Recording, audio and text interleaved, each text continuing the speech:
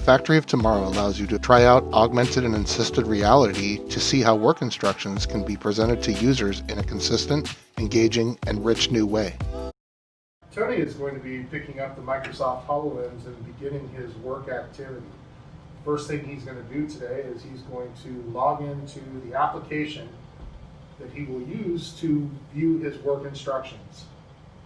Microsoft HoloLens is actually an augmented reality headset. The headset is designed to overlay virtual images in your real space.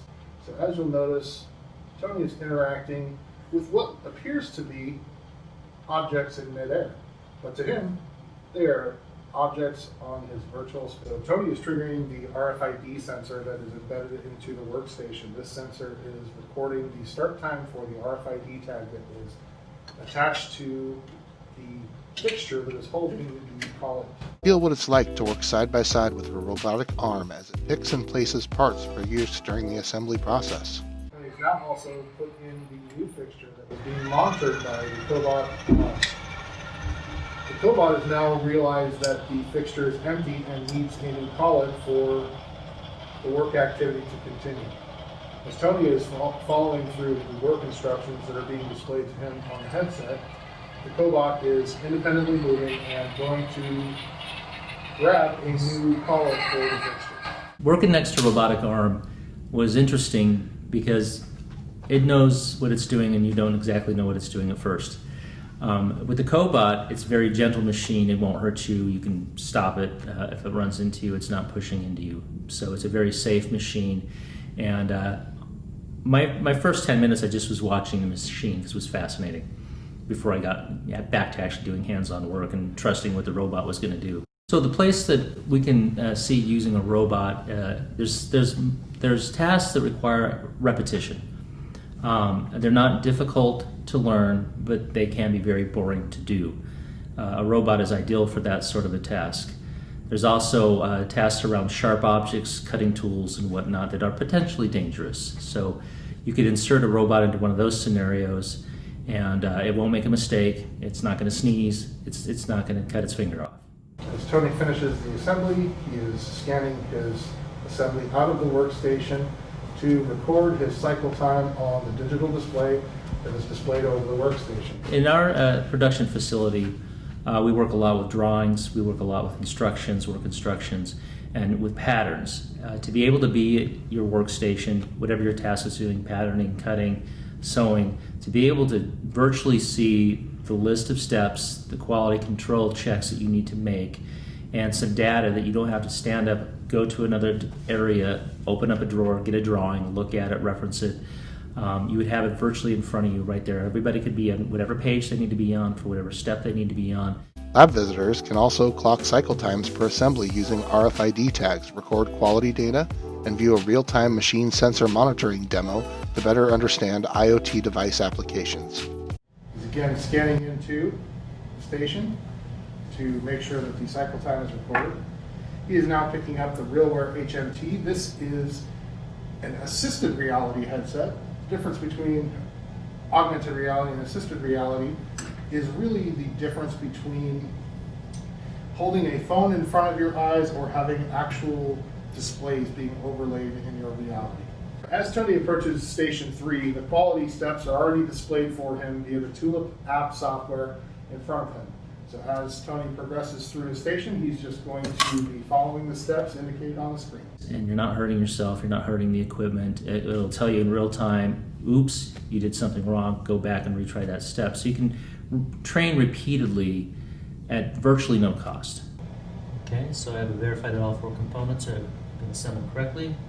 And I had a picture to work with here. And it would make training a lot faster because they would be able to just have that instructor, in essence, with them through the whole day. And if they have any questions, they can call it up. If they want to reference anything, they can see it, they can read it, they can literally touch that in a 3D space, augmented reality space.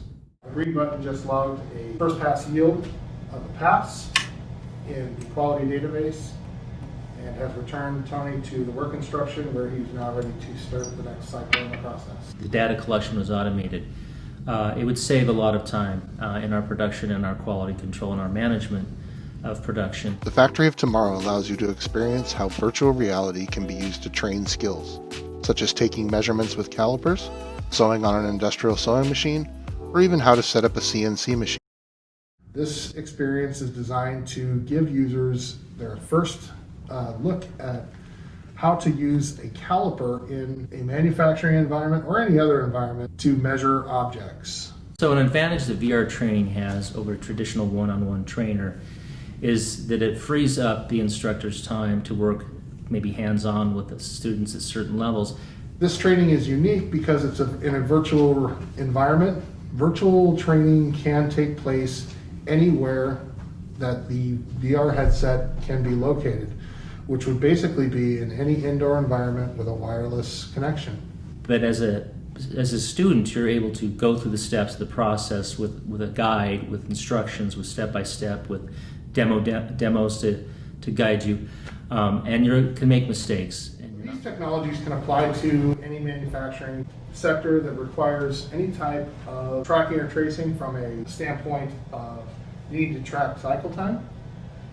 Anybody that needs to be able to track first pass quality data very quickly. Anybody who is having a high volume of turnover and needs some consistent, repeatable training. Any one of the headsets within this process can work and provide that repeatable training without the need for pulling people off of the production line to assist with that training of a new operator.